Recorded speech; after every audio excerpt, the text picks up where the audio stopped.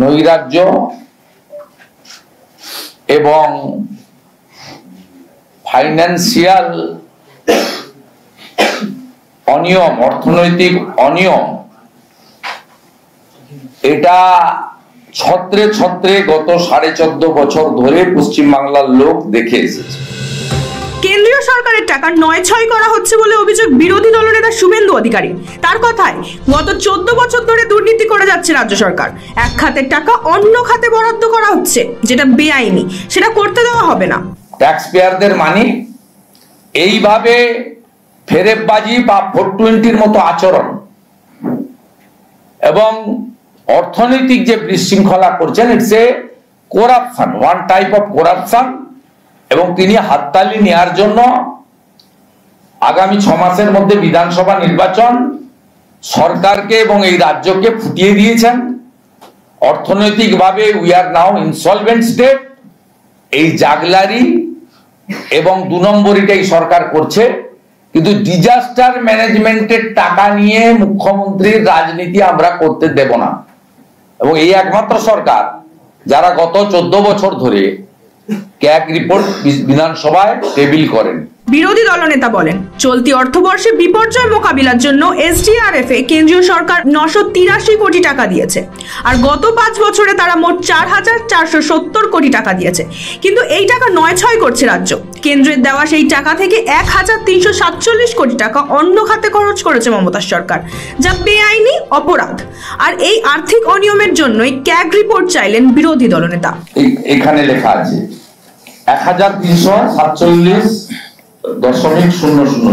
যে এটা আপনার ডিস্ট্রিক্ট ওয়াইজ অ্যালোকেশন আছে। 1400 কোটি টাকার কাছাকাছি, মানে 1350 কোটি, 1347।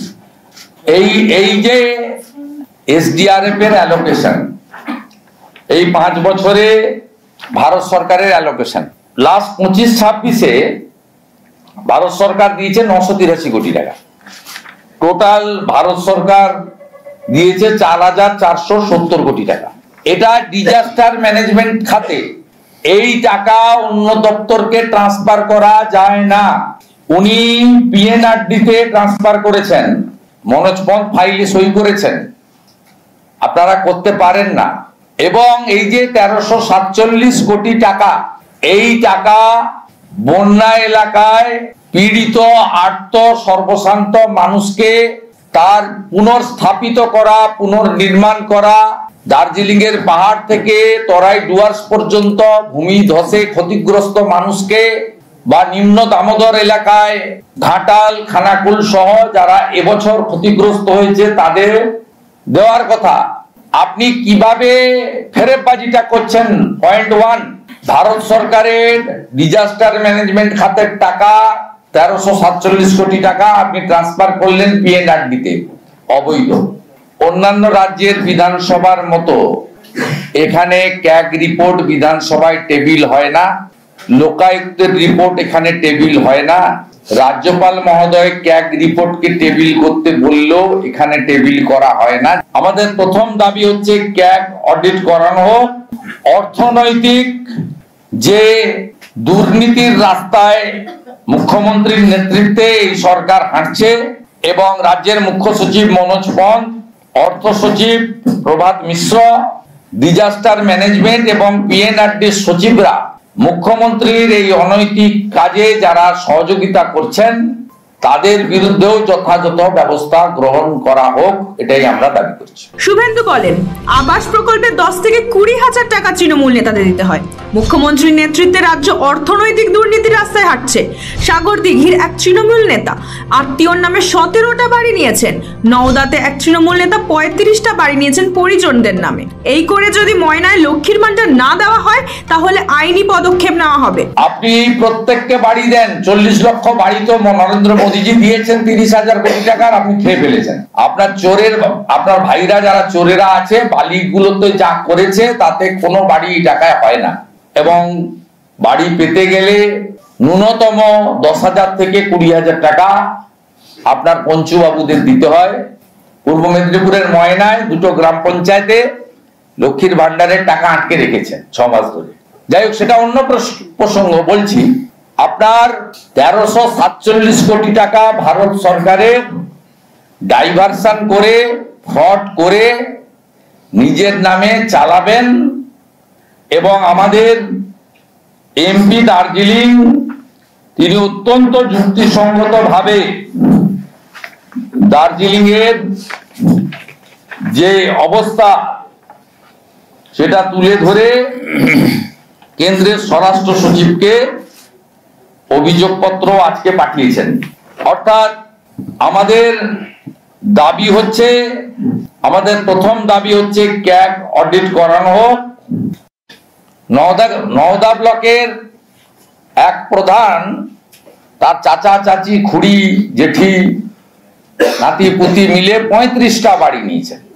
এরকম অসংখ্য প্রকৃত প্রাপকদের বঞ্চিত করা হয়েছে। শুভেন্দুর হুঁশিয়ারি, এ ব্যাপারে তিনি রাজ্যপাল তো বটেই, কেন্দ্রীয় অর্থমন্ত্রী নির্মলা সীতারামন এবং কেন্দ্রীয় স্বরাষ্ট্রমন্ত্রী অমিত শাহকে জানানো হবে। শুধু তাই নয়, প্রয়োজনে এই দুর্নীতি নিয়ে জনস্বার্থ মামলাও করা হবে। আমরা নির্মলা সীতারামন জিকে অভিযোগ করব, অমিত শাহজিকে অভিযোগ করব এবং ক্যাগ রিপোর্টের জন্য বলবো, রাজ্যপালকে লিখবো, প্রয়োজন হলে জনস্বার্থের। যদিও শুভেন্দুর এই অভিযোগের উত্তরও মুখ্যমন্ত্রী উত্তরবঙ্গের বসেই দিয়ে দেন। বিপর্যয়ের প্রকৃত ব্যাখ্যা দিয়ে দেন রাজ্যের প্রশাসনিক প্রধান।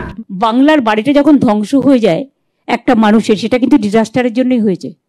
যেটা ডিজাস্টারের জন্য হবে সেটা ডিজাস্টারে পড়বে না। একটা সেতু যদি ভেঙে যায় সেটা তো ডিজাস্টার, তা ডিজাস্টারের মধ্যে পড়বে না। রাস্তাগুলো যদি নষ্ট হয়ে যায়, যদিও আমরা এখন অন্য ডিপার্টমেন্টকে দিয়ে কাজ করছি, আর মনে রাখবেন মার্চ পর্যন্ত ফাইন্যান্সিয়াল ইয়ার থাকে, and disaster is a continuous process. আজকে বৃষ্টি হয়ে গেল, কালকে হবে না তার কোনো গ্যারেন্টি আছে? কালকে একটা আর্থকোয়েক হবে না তার কোনো গ্যারেন্টি আছে? মানুষের জীবনের যেমন গ্যারেন্টি নেই, তেমনি প্রকৃতিরও কোনো গ্যারেন্টি নেই। আগুন লেগে লোক মারা গেল, তার কোনো গ্যারেন্টি আছে? অল আর ডিজাস্টার।